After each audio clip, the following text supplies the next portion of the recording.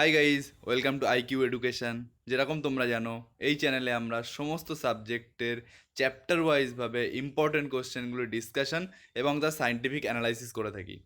আজকে আমাদের topic work power energy, অর্থাৎ ফিজিক্সের একটা ইম্পর্টেন্ট চ্যাপ্টার কার্য, ক্ষমতা, শক্তি। এই তিনটের মধ্যে ডিফারেন্সটা কি? এই যে ওয়ার্ক পাওয়ার এনার্জি, এটা আগে জানতে হবে। ওয়ার্ক বা কার্য বলতে আমরা কি বুঝি? কার্য বলতে আমরা সহজ কথা যেটা বলি কাজ করা, সেটাই অ্যাকচুয়ালি সেটাই। কোনো বস্তুর উপর বল প্রয়োগ করলে বলটির অভিমুখে যদি বস্তুটি সরণ হয়, তবে তাহলে বলা যায় যে প্রযুক্ত বল কার্য করেছে। অর্থাৎ তুমি একটা পাথরকে ঠেলছো, ওই পাথরটা তুমি যেদিকে ঠেলছো সেদিকেই যদি সরে, তাহলে তুমি বলতে পারো যে তোমার ওই ঠেলাটা কাজ করেছে। এবার কার্যের যে একক সেটা আগে দেখতে হবে।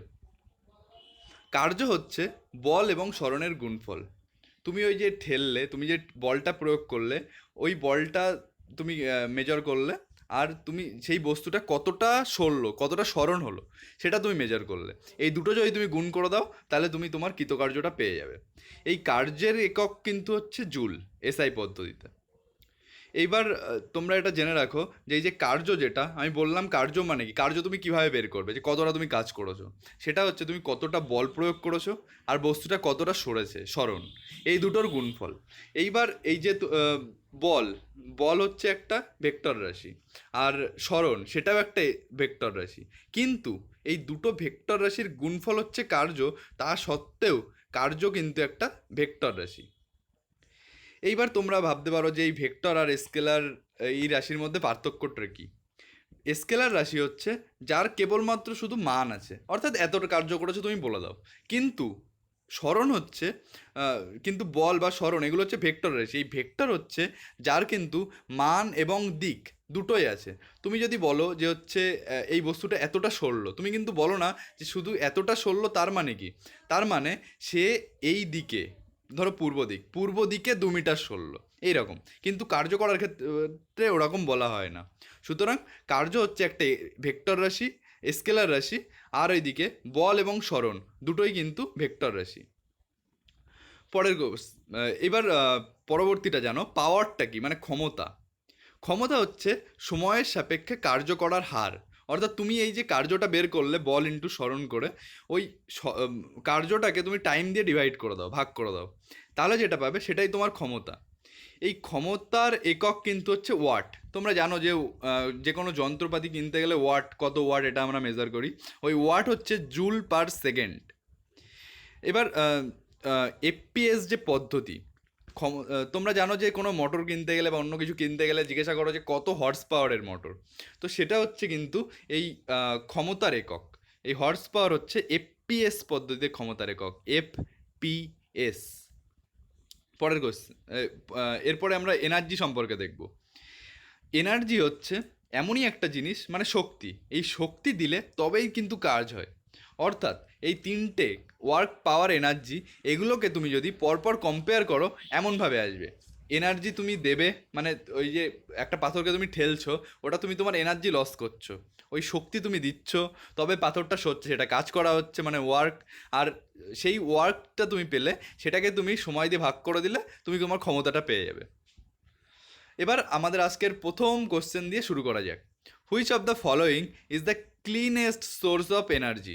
মানে সবচেয়ে বিশুদ্ধতম শক্তির উৎস কি? Biofuel, fossil fuel, nuclear power, নাকি উইন্ড এনার্জি? এখানে সঠিক অ্যান্সার হবে অপশান ডি, উইন্ড এনার্জি, বায়ু শক্তি। এই বায়ু শক্তিটা হবে হচ্ছে সব থেকে বিশুদ্ধতম শক্তি। কারণ তোমরা দেখবে সমুদ্রের ধারে যদি বেড়াতে যাও, দেখবে বড় বড় টারবাইন, ফ্যানের মতো দেখবে বড় বড় টারবাইন চালিয়ে সেখান থেকে কিন্তু বাতাসের শক্তিকে কনভার্ট করা হয়। এই উইন্ড এনার্জি হচ্ছে সব থেকে বিশুদ্ধতম শক্তি। পরের question, kinetic energy depends on, গতিশক্তি কিসের উপরে ডিপেন্ড করে? এবার তোমাদের জন্য আমি এই রাইট সাইডে দেখো একটা সলিউশন দিয়েই দিয়েছি। এই যে কাইনেটিক এনার্জি মানে গতিশক্তি। গতিশক্তি কিভাবে আমরা মাপবো? গতিশক্তি হচ্ছে kinetic energy half M V square. এখানে এম হচ্ছে মাস বা ভর, আর ভি হচ্ছে ভেলোসিটি। অর্থাৎ একটা বস্তু তার নির্দিষ্ট ভর আছে, সেই বস্তুটা যত বেগে যাচ্ছে তার স্কোয়ার করে দাও, দিয়ে গুণ করে হাফ দিয়ে গুণ করে দাও, সেটাই হয়ে যাবে তোমার গতিশক্তি। তো এখানে তোমরা দেখতে পাচ্ছ যে এই গতিশক্তি কিন্তু ভর এবং গতিবেগ দুটোর উপরেই ডিপেন্ড করছে। তো এখানে অপশান ডি, ভর এবং গতিবেগ, এটা হবে সঠিক অ্যান্সার। পরের question, which of the following is not a vector quantity. আমি ইন্ট্রো দেওয়ার সময়ই বলেছি যে হচ্ছে কার্য যেটা, কার্যের কিন্তু দুটো রাশির গুণফল, সেটা হচ্ছে বল এবং সরণ। এই বল এবং সরণ দুটোই ভেক্টর হওয়া সত্ত্বেও কার্য স্কেলার রাশি। তো এখানে ভেক্টর কোয়ান্টিটি নয়, তো ওয়ার্ক কী হবে, কারণ ওয়ার্ক একটা স্কেলার রাশি। পরের question, rate of work done is, মানে কার্য করার হারকে কি বলে। ক্ষমতার যখন আমি ইন্ট্রো দিলাম তখনই আমি বললাম যে কার্য করার হার মানেই ক্ষমতা। তোমার কত ক্ষমতা সেটা মেজার হবে তোমার কার্য কতটা করলে বাই কতটা সময় নিলে। তো এখানে option B, power is the right answer. পরের question, 1 kilowatt hour is equal to, 1 kilowatt ঘন্টা মানে কত। এখানে ডান সাইডে তোমরা নজর দাও, 1 কিলোওয়াট ঘন্টা, কে ডব্লু মানে কিলোওয়াট আর এইচ মানে ঘন্টা, ইকুয়াল টু কিলোওয়াট মানে কি 1000 ওয়াট। আমরা কিলো মানে কি বুঝি, কিলোমিটার মানে 1000 মিটার, ওরকম কিলোওয়াট মানে 1000 ওয়াট, আর ওয়াট মানে কি জুল পার সেকেন্ড। আর এই যে এইচ মানে ঘন্টা, 1 ঘন্টা মানে আমরা জানি 3600 সেকেন্ড। তো এবার এই দুটো যদি গুণ করে দাও তাহলে আসবে 3.6 ইন্টু 10⁶ জুল, অর্থাৎ এইবার এই যে 10⁶ এটাকে লেখা হয় মেগা, 10⁶কে বলা হয় মেগা। তো 3.6 মেগা জুল। তো এখানে option A is the right answer. পরের question, which of the following pair of physical quantity has same dimensions. নিচের কোন দুটি ভৌত মানে পরিমাপকের মাত্রা একই। তো এখানে সঠিক অ্যান্সার হবে, তোমরা দেখো, ওয়ার্ক অ্যান্ড এনার্জি, অর্থাৎ ওয়ার্ক পাওয়ার এনার্জি, এর মাঝখানের পাওয়ারটা বাদ দিয়ে দাও, বাকি যে দুটো পড়ে থাকলো ওয়ার্ক আর এনার্জি, এই দুটোর কিন্তু মাত্রা এক। এই দুটোর মাত্রা কি হবে সেটা আমি ডান দিকে এখানটায় দেখো, ওয়ার্ক কৃতকার্য মানে বল ইন্টু সরণ, বল মানে ফোর্স, ফোর্স মানে এম এ, অর্থাৎ mL(T⁻²), আর সরণ হচ্ছে এল, তো mL(2)(T⁻²), আর এনার্জি হচ্ছে, যদি তুমি কাইনেটিক এনার্জি হিসাব করো, হাফ mv², অর্থাৎ হাফকে বাদ দিয়ে দাও, এম মানে ভর এম, আর ভি মানে কি, ভি মানে L(T⁻²), এটার স্কোয়ার মানে L²T⁻²। এবার দেখো এই দুটো কিন্তু সমান, দেখো mL(T⁻²). Option A, work and energy, এই দুটোরই মাত্রা এটা।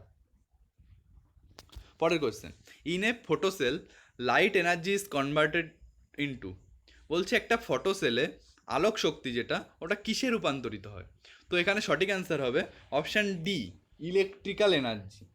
এই ফটোসেল এটা কী জিনিস এটা আগে জানো। ফটোসেল হচ্ছে অ্যাকচুয়ালি সোলার সেল, সোজা কথা। সোলার সেল মানে দেখো না যে এখনকার দিনে সোলার সেল সব জায়গায় চালু করছে, সূর্যের আলো থেকে যে শক্তি নেবে, নিয়ে সেটাকে ইলেকট্রিক্যাল পাওয়ারে কনভার্ট করবে। পরের question, the energy emitted by the sun is due to. এবার তো তোমাদের মনে কখনো এরকম প্রশ্ন এসছে যে আমরা জানি পৃথিবীর সব শক্তির উৎস সূর্য, তো এই সূর্য থেকে যে শক্তিটা পৃথিবীতে আসে, এই সূর্য এত এনার্জিটা আসছে কোথা থেকে ভাবো। এই সূর্যের এত এনার্জিটা আসছে কারণ সূর্যতে নিউক্লিয়ার ফিউশন হচ্ছে। এবার এই দুটোর মধ্যে তুমি অপশান বি আর সি, এই দুটোর মধ্যে কিন্তু গোলমাল করে ফেলো না। একটা নিউক্লিয়ার ফিশন, অপশান বি যেটা, তার মানে নিউক্লিয় বিভাজন, আর নিউক্লিয়ার ফিউশন তার মানে নিউক্লিয় সংযোজন। সূর্যের যে শক্তির উৎস এটা কিন্তু নিউক্লিয় বিভাজন নয়, এটা নিউক্লিয় সংযোজন। তো option C is the right answer. এর যদি তোমরা প্র্যাকটিক্যাল এক্সাম্পল দেখতে চাও, যে তোমরা অ্যাটম বম বানাও না, পারমাণবিক বোমা, এটা হচ্ছে তোমার নিউক্লিয় বিভাজন, আর হাইড্রোজেন বোমা যেটা বানাও সেটা হচ্ছে নিউক্লিয় সংযোজন। এবার তোমাদের বলে রাখি, এই অ্যাটম বম থেকে কিন্তু হাইড্রোজেন বম যেটা নিউক্লিয় সংযোজন, সেটায় আরও বেশি শক্তি থাকে। পরের question, how much mechanical work must be done to completely melt 1 gram of ice at 0°C। বলছে 0°C তাপমাত্রায় 1 গ্রাম বরফকে গলাতে কতটা কার্য প্রয়োজন। এখানে দেখো তোমাদের জন্য আমি এটা সলিউশনটা করে দিয়েছি। কতটা কার্য প্রয়োজন, তার মানে কতটা হিট দিতে হবে বা কতটা তাপ দিতে হবে, হিটকে আমরা কিউ দিয়ে প্রকাশ করি, ইকুয়াল টু এম এল, অর্থাৎ ভরকে তুমি লিন তাপ দিয়ে গুণ করো, সেটা হয়ে যাবে তোমার কতটা তাপ তোমার দরকার। ভর বলেই দিয়েছে 1 গ্রাম, এই যে কোশ্চেনে বলেছে 1 গ্রাম, তো 1 ইন্টু বরফ গলনের লিন তাপ হচ্ছে 80 ক্যালোরি পার গ্রাম, তো এখানে 80 দিয়ে গুণ করো তুমি, তার মানে টোটালটা কি আসলো 80 ক্যালোরি। এবার এবার তোমরা ভাবতে পারো যে 80 ক্যালোরি, দেখো অপশানে কিন্তু 80 ক্যালোরি নেই, অপশান সব আছে জুলে। এবার আমরা কি জানি 1 ক্যালোরি মানে 4.2 জুল, তো এবার এই 80টাকে 4.2 দিয়ে গুণ করে দাও, এখানে তারপরে আসবে 336 জুল, তো এখানে option C 336 joule is the right answer. A flying jet possesses, বলছে একটা উড়ন্ত জেট, সেটাতে কি থাকে, potential energy, kinetic energy, wind energy, না both kinetic and potential energy. এবার তোমরা যদি জেটের কথা দেখতে চাও, তো জেটের ক্ষেত্রে কিন্তু ও একটা নির্দিষ্ট গতিবেগ নিয়ে চলছে, তার মানে ওর একটা নির্দিষ্ট কাইনেটিক এনার্জি বা গতিশক্তি আছে। গতিশক্তি কি, হাফ এমভি স্কোয়ার।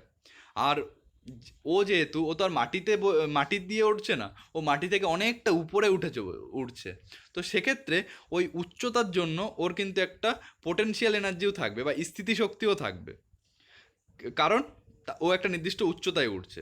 তো এখানে টোটাল এনার্জি যেটা হয় ওটা kinetic energy into plus potential energy হয়, অর্থাৎ যে গতিশক্তি তার সাথে যদি তোমরা স্থিতিশক্তিকে যোগ করে দাও সেটা তোমার টোটাল এনার্জি হবে।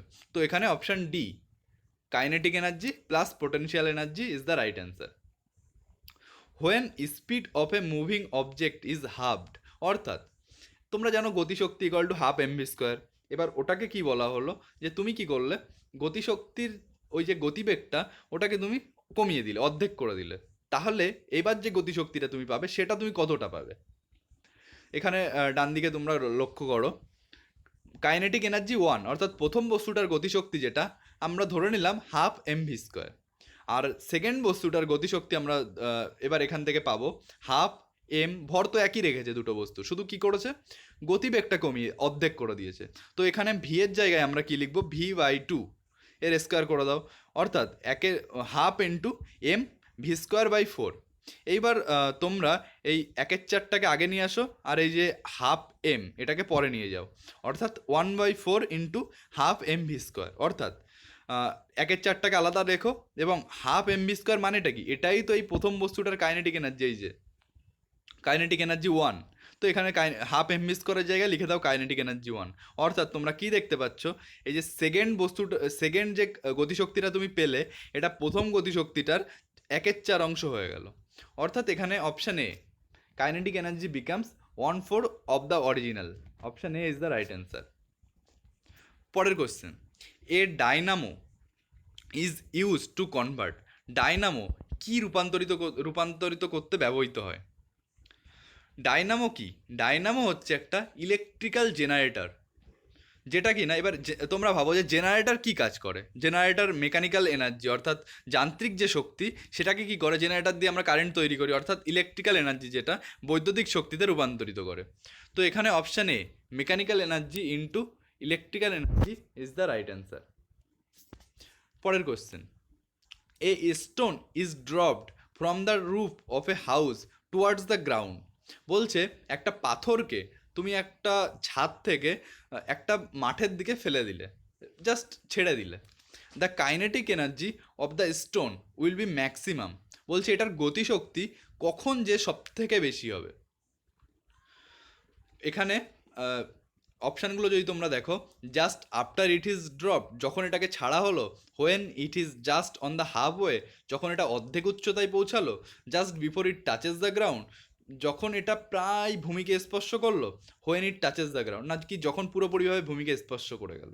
তোমরা ভাবো যে কখন ওই যে তুমি পাথরটা ফেললে ওটার গতিশক্তি সব থেকে বেশি হবে, ওটার গতিশক্তি সব থেকে বেশি হবে যখন ওটা কিন্তু প্রায় মাটির কাছাকাছি চলে এসেছে, ওটা পুরোপুরি মাটিতে পড়ে যায়নি।